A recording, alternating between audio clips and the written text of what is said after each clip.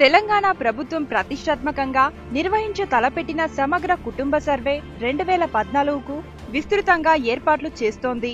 ఇందులో భాగంగానే ఈ నెల 19న అందరూ ఇళ్లకు పరిమితం కావడమే కాకుండా 18 రకాల పత్రాలు సిద్ధంగా ఉంచుకోవాలని సూచించింది.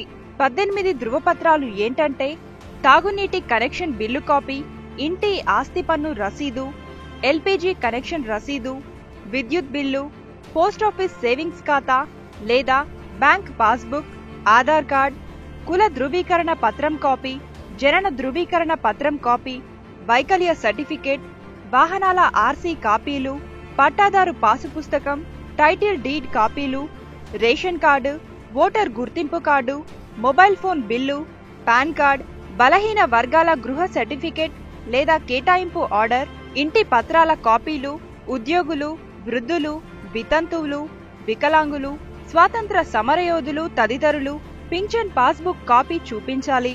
ఏమైనా సందేహాలుంటే 24 గంటలు పనిచేసే కాల్ సెంటర్ నెంబర్ 04021111111కు ఫోన్ చేయొచ్చు.